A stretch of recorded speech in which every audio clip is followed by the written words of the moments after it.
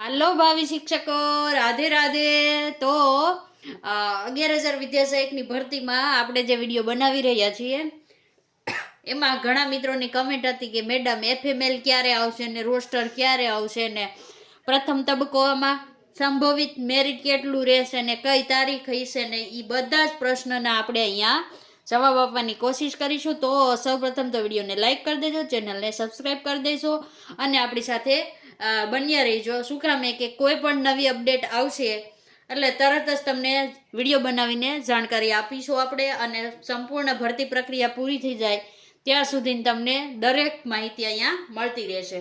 તો મિત્રો એફએમએલ ક્યારે આવશે? જો પાછળની ભરતીનું જોવી ને મિત્રો, તો તમારું પીએમએલ આવ્યું હોય ને,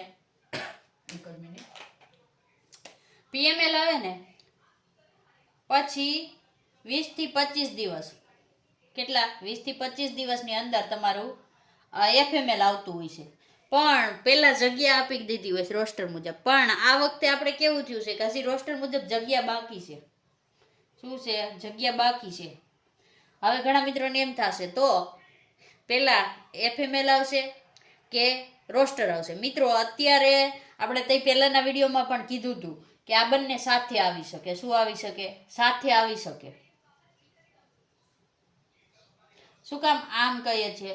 તો મિત્રો હમણાં 31 તારીખ છે એ આવી જશે, ઓગસ્ટ ચાલે છે, અને જેવી જ પૂરી થશે એટલે તમને ખબર છે કે આંતરિક બદલી જે જિલ્લાવાળી છે ને એ ચાલુ થઈ જશે.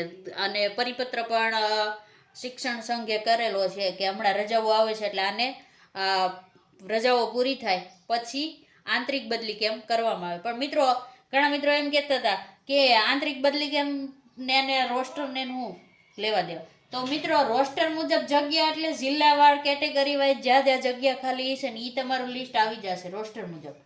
પણ મિત્રો પહેલો તબક્કો બહાર પડે અને પછી તમને સ્થળ પસંદગી માટે બોલાવવા હોય તો કયા ગામમાં કઈ સ્કૂલમાં કેટલી જગ્યા ખાલી છે ને એનું આપણે જે જિલ્લામાં સ્થળ પસંદગી માટે જવીને ત્યાં લિસ્ટ લગાવેલું હોય. શું હોય? લિસ્ટ લગાવેલું હોય. તો આ લિસ્ટ ક્યારે મળે? તો કે જ્યારે હજી જિલ્લાની અંદર આંતરિક વધેલા ઘટેલા ને ઈ શિક્ષકો પછી કોઈને આંતરિક બદલી કરવી એ બાકી છે, બરાબર. એ પૂરું થાય ને પછી જ તમને સ્થળ પસંદગી માટેનું કઈ સ્કૂલમાં જગ્યા છે ને એનું લિસ્ટ મળે. જે આપણે જિલ્લા પસંદગી કર્યા પછી સ્થળ પસંદગી માટે જાશું ને, જે જિલ્લો દાખલા તરીકે આપણે સુરત પસંદ કર્યો હોય તો એનું એક એડ્રેસ આપણને આપશે કે આ જગ્યાએ બધાએ જવાનું છે. જિલ્લા પસંદ કર્યો છે સુરત જિલ્લો, એ બધાએ એ જગ્યાએ જવાનું. ત્યાં પણ શું હોય તો કે મેરિટ પ્રમાણે તમને સ્થળ પસંદગી આપતા હોય છે. સ્થળ પસંદગી એટલે ત્યાં લગાવેલું જ હોય છે ને કા સ્ક્રીન ઉપર તમને દેખાતું હોય કે સુરત જિલ્લામાં કયા ગામમાં કઈ સ્કૂલમાં કેટલા શિક્ષકોની કઈ કેટેગરીની જગ્યા ખાલી છે, બરાબર. મારા ખ્યાલથી કેટેગરી નહીં બતાવો, સોરી જી, તમે જિલ્લો પસંદ કરી લો એટલે જનરલ અને કેટેગરી તમારું ગાંધીનગર જ પૂરું થઈ જાય. પછી જનરલ મેરિટ હોય છે બધાને નોકરી માટે. તો એ રીતનું તમારે સ્થળ પસંદગી માટે જોતું હોય તો પહેલાં આંતરિક બદલી થશે. એટલે શું થઈ શકે મિત્રો આમાં? તો પહેલાં તો શું થશે કે એફએમએલ આવી જાય, રોસ્ટર મુજબ જગ્યાએ આવી જાય. શું આવી જાય?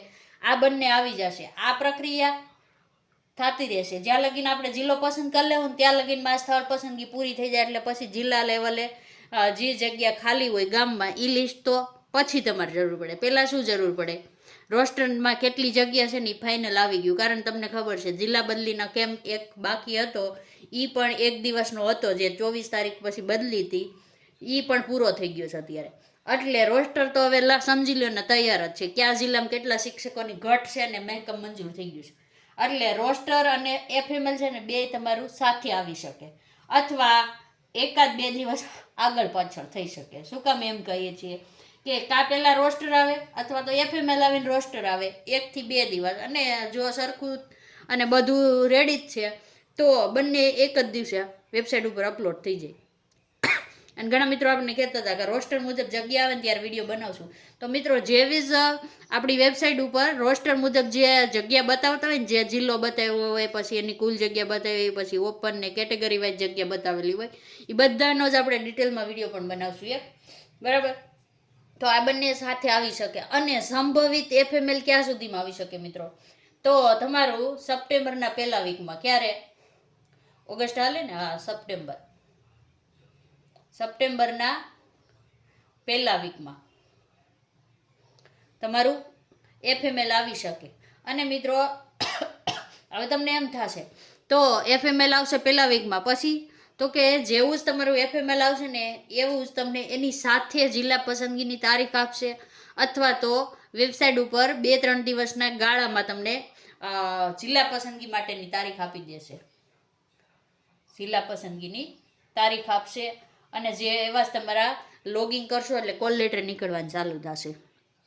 એ થશે એટલે સીધો તમને જે પ્રથમ રાઉન્ડ છે ને એનું કટ ઓફ ને એ બધું વેબસાઇટ ઉપર આપી દેશે કે કેટલા મેરિટવાળાને બોલાવવામાં આવ્યા છે પહેલા તબક્કામાં. આપણે કાલ કે પરમ દિવસમાં પણ કીધું હતું કે જનરલની જેટલી જગ્યા આવશે એટલા પહેલા રાઉન્ડમાં બોલાવે.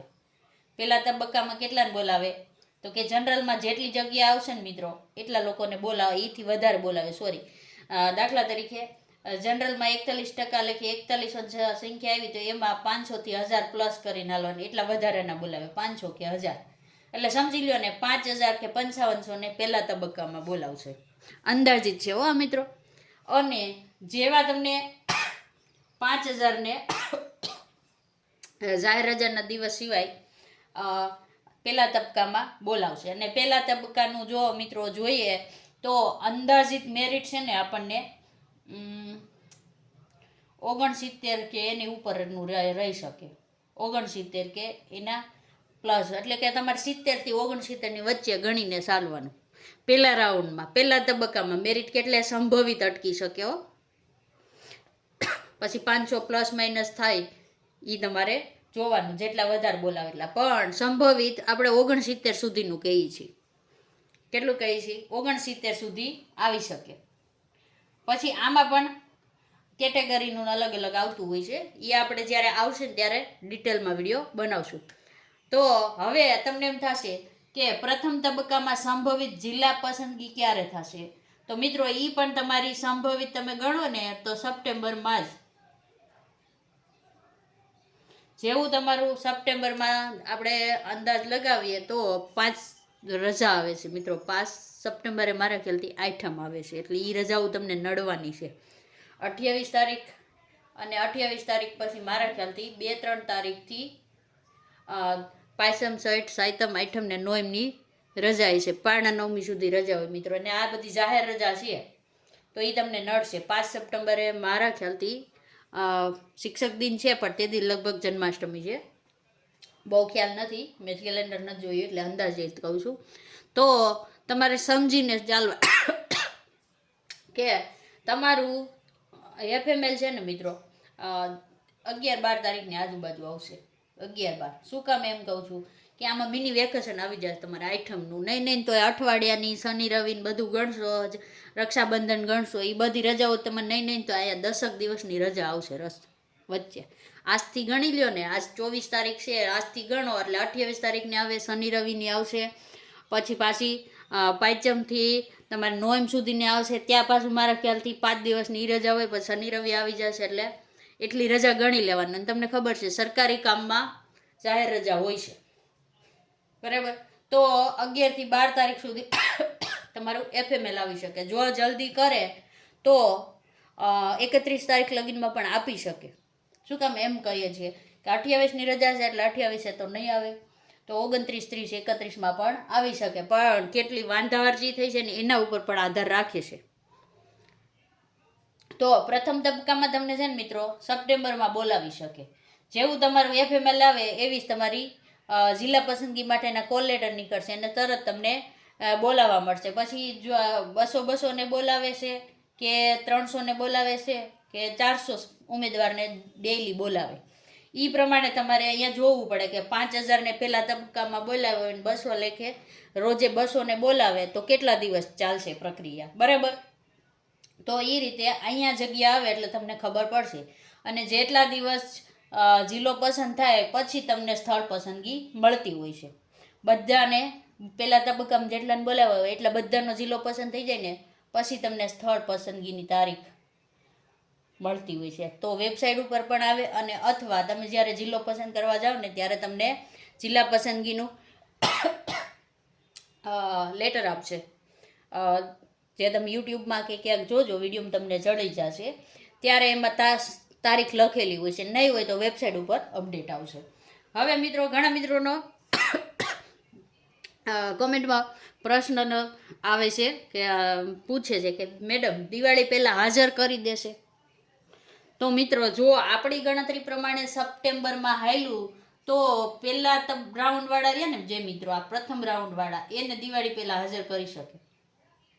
દિવાળી પહેલાં હાજર કરી શકે કોને? પ્રથમ રાઉન્ડ અથવા તો બીજો રાઉન્ડ, બે પડે તો પહેલા બીજા વરાળ. પણ જે મિત્રોને ત્રીજા ચોથા રાઉન્ડમાં વારો આવે ને, એ લોકો દિવાળી પહેલાં હાજર ના થાય હો. આ ચોખ્ખું જ કહું છું, એ પહેલાં હાજર નહીં થાય. પણ પહેલા ધબકાવાળાને તમને ખબર છે, સ્થળ પસંદગી માટે બોલાવે એટલે તમે બીજે દિવસે કે ત્રીજે દિવસે કે તમે જઈ હાજર થાવ તે, એટલે તમારી નોકરી પાકી થઈ ગઈ, સમજી લો. સ્થળ પસંદગી થઈ ગઈ ને તમે હાજર રિપોર્ટ જે સ્કૂલ પસંદ કરીને આપી દીધો, એટલે તમારી નોકરી તે દિવસથી શરૂ થઈ ગઈ, બરાબર. એટલે સપ્ટેમ્બરમાં તમને સ્થળ પસંદગી આપે, જિલ્લા પસંદગી પૂરી થાય એટલે તરત જ, તો સપ્ટેમ્બરમાં તમારી નોકરી પાકી, એન્ડ સુધીમાં, સપ્ટેમ્બરના એન્ડ સુધીમાં. સપ્ટેમ્બરમાં ન આવે તો 10મો મહિનો તો ગણીને ચાલવાનો છે આપણે. ઓક્ટોબરમાં શરૂઆતના વીકમાં પણ તમને નોકરી મળી શકે. અને મિત્રો, આ વખતે મારા ખ્યાલથી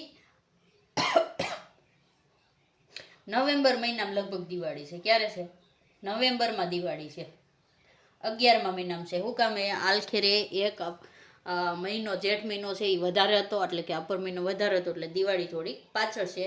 આપણે દર વર્ષે જોતા હોય તો 10મા મહિનામાં દિવાળી હોય. આ વખતે મારા ખ્યાલથી 11મા મહિનામાં દિવાળી આવશે, બરાબર. એટલે તમને દિવાળી પહેલાં તો હાજર કરી જ દેશે એવું લાગે છે. પ્રથમ તબક્કાવાળા તો 100% લગભગ, તો તમને વેકેશનનો પગાર પણ મળશે. જો તમે હાજર થઈ ગયા ને દિવાળી પહેલાં, તો તમને વેકેશનનો પગાર મળશે. કારણ સરકારી કર્મચારીને વેકેશનનો પગાર પણ મળતો હોય છે, તો તમને મળશે. અને નકર તમને હાજર થવાનો કે સ્થળ પસંદગીનું દિવાળી પછીનું રાખે તો તમે ખુલતા વેકેશને તો લાગી જ જશો. જેવું દિવાળીનું વેકેશન 21 દિવસનું પૂર્ણ થશે એટલે આપણી પાસે સરકારી નોકરી હશે, એ પણ 1 થી 5માં શિક્ષકોની, બરાબર. તો મિત્રો, વિડીયો સારો લાગ્યો હોય તો લાઈક કરી દેજો, ચેનલને સબસ્ક્રાઈબ કરી દેજો અને આ વિડીયો તમારા મિત્રોને શેર કરી દેજો. રાધે રાધે. વિડીયોને પૂર્ણ કરીએ છીએ. રાધે રાધે.